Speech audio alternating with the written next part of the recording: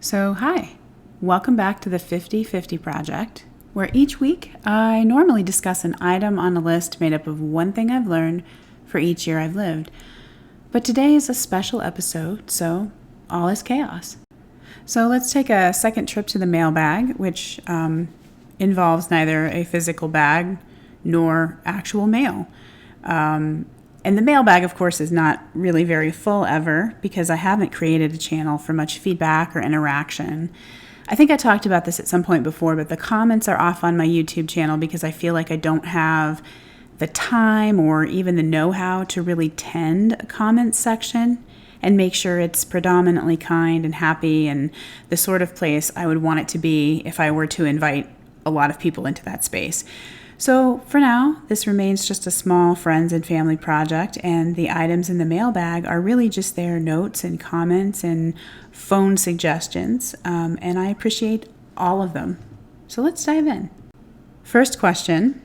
In a recent episode, you talked about ROI in terms of small indulgences with big rewards. I can't remember which episode number that was, but it was the lip balm episode 11, I think.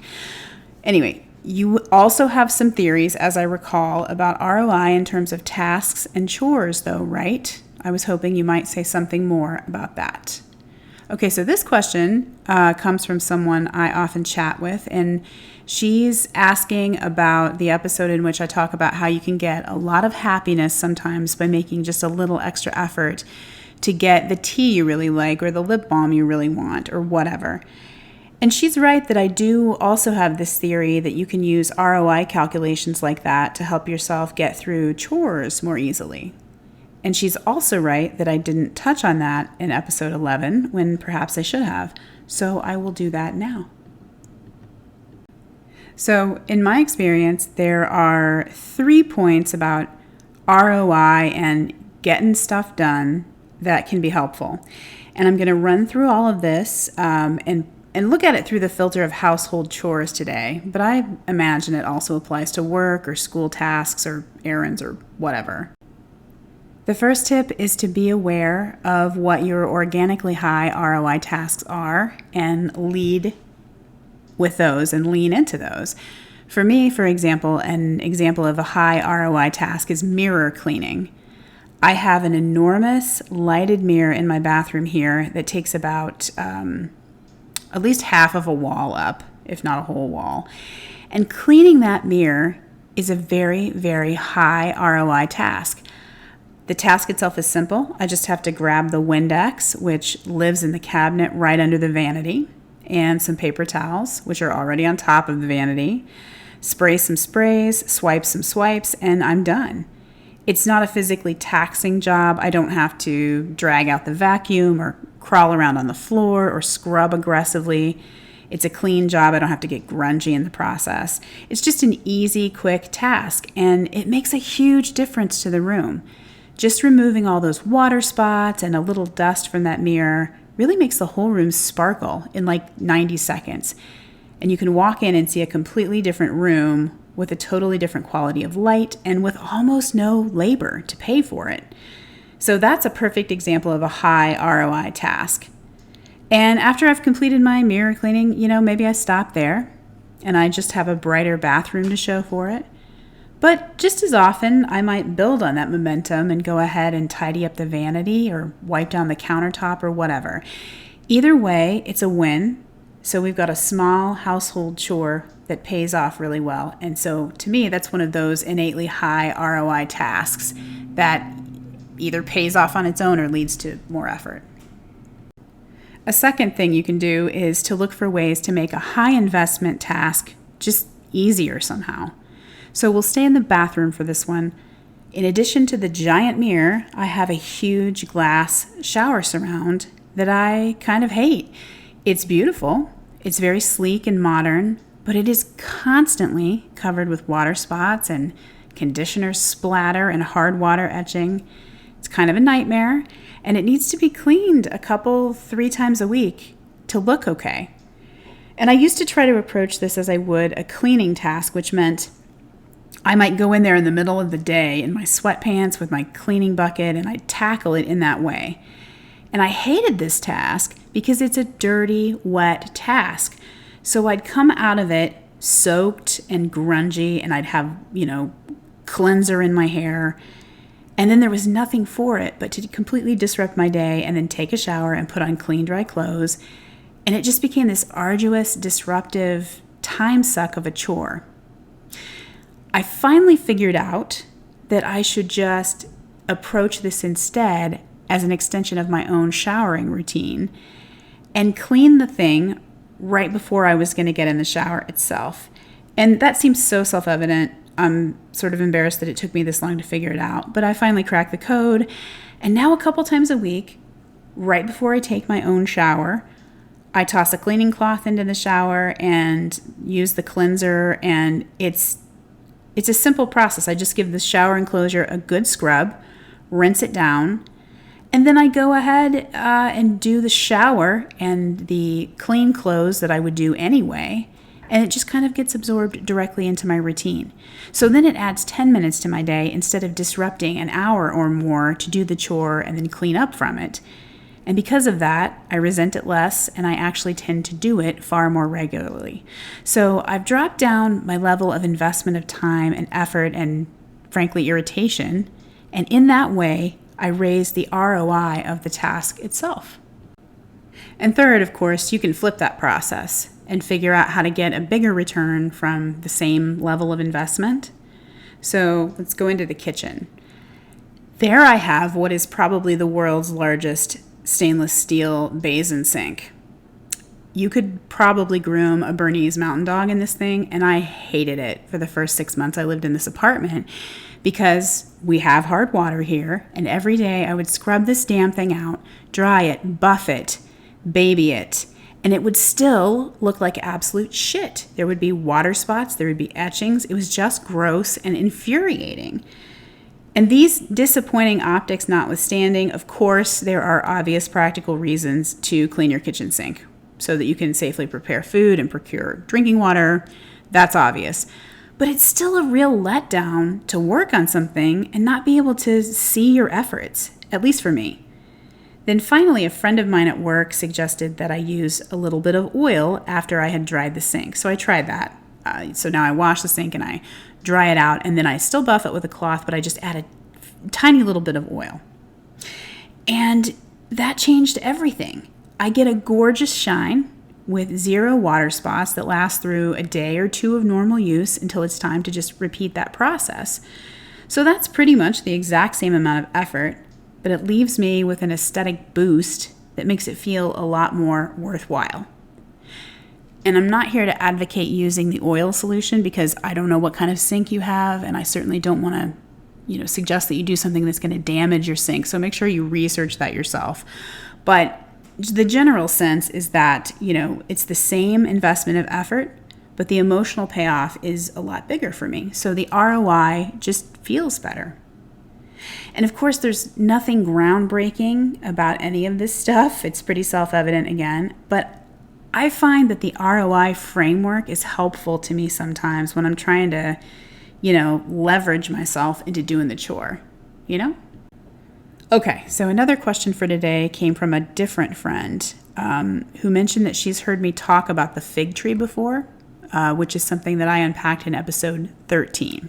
And she said to me, "Don't you sometimes talk about creativity in association to the fig tree metaphor?" I was surprised that the fig tree episode didn't get into that and that it wasn't in the making category. So yeah, that's also true. And I could probably have focused on creative stuff as easily as life choices and decisions and done an episode for the making category using the fig tree metaphor. So sometimes the hardest part of the creative process, at least for me, is actually deciding which thing I want to focus on in the first place. I get a lot of ideas for possible projects, some good, some bad.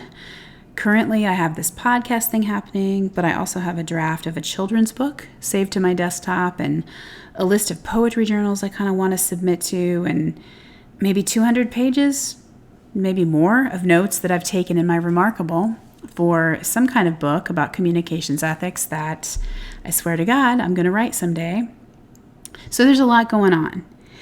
And part of the problem that I have with all of these things is that it's easier and more fun to just ping pong around between thinking about all of these many possibilities than it is to actually pick one and sit down to the work and see it through to completion. And it's also because the second I decide to focus on one, all I can think about is how great all the other ones are, and I feel sad about leaving them on the shelf, and then I become sort of paralyzed. The strategies that I talked about in episode 13, which was about getting out of exactly this loop with regard to general life decisions, well, they sort of hold true here in our making category. First, you can help yourself by making a project time-bound. Part of the reason this podcast stuff is actually getting done right now is because it's inherently time-bound. I knew I had to get off start and begin producing things on my 50th birthday or I would lose all momentum. And I also know that in a year, this project will be over. And I can either shelve it and go on to something different, or I can mold it into something different in itself. But when we put a time frame around a choice, that can amp up the pressure to get started.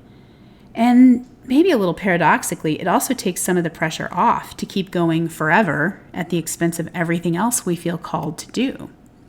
We're choosing a thing for the next year or the next 3 years. We're not committing to live it out for the remainder of our natural lives. And that can really free us up to focus in. And second, endowing a project with escape routes is really helpful, which I also talked about in the fig tree episode. A time frame's one of those escape routes in a way because, for example, this podcast will time itself out and set me free. But I also told myself at the very beginning that if I hated doing this, I could stop after 10 episodes. So sometimes mentally rehearsing those escape routes can help us feel better about wading into a project, even if we never use those paths and we don't really want to. So the idea of getting out of the fig tree is indeed very, very applicable to the making category. And thanks to my friend for pointing that out. And if you want to know more about what the fig tree metaphor actually is, you can listen to the very beginning of episode 13, where I read out the passage from Sylvia Plath's novel called The Bell Jar about her use of the metaphorical fig tree. Okay, finally, this question came in via a somewhat frustrated text message just yesterday, and it is, what's going on with your theme song? It wasn't in the first several episodes, then it was, now it's missing from the last one. Is this some kind of messed up psychological experiment? Well, all of this is an experiment, friend. Not so much in psychology, but in ineptitude, maybe. So last time, I did not use the theme song, and it's because I had activated a setting on my microphone without realizing it, and it had put a noise filter on the recording, so the only thing it was picking up was my own voice, despite the fact that I tried several times to get it to pick up the theme song. And that's great for like 95% of the podcast recording process, but for the first couple minutes, I do need it to pick up those theme song pieces. And I didn't figure out how to switch off this noise filter for several days, so no fear. The whistle and snap will be back next time, God willing, it shall remain. Unless I accidentally turn that thing on again, then I don't know, we'll see what happens. I've also been asked if I composed the theme song, which I guess I will officially call the whistle and snap. And at the risk of completely blowing everybody's minds, the answer is yes. Yes, I did indeed compose and perform, in fact, that all by myself. It grew entirely from the fertile grounds of my own creativity. This question made me chuckle both times I got it. Because, I mean, does that sound like something I would pay someone for? To me, it all sounds very, very super homemade. Anyway, short side note on that. Part of the reason I wanted to undertake this project was because I wanted to learn more about some of the creative technologies involved in recording and editing and producing videos and so on.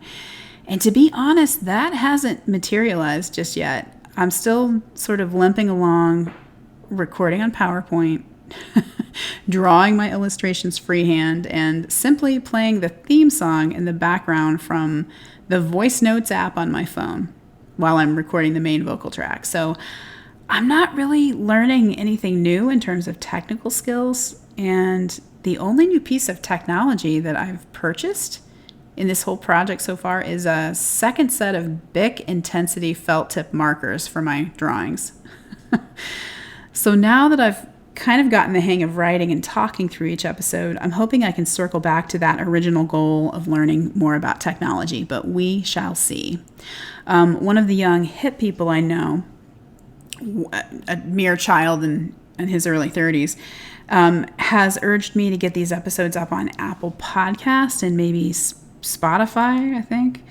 And I'm not entirely sure that I want to do that at all, but if I do, I'll have to at least learn how to convert an MP4 video file like this one over to an MP3 audio file. So at least that would force me to engage some kind of technical learning, but we'll see. Okay, that takes us to the bottom of the mailbag for now. Thank you for listening and for spending some time with me today. I'll be back soon with another item off the list.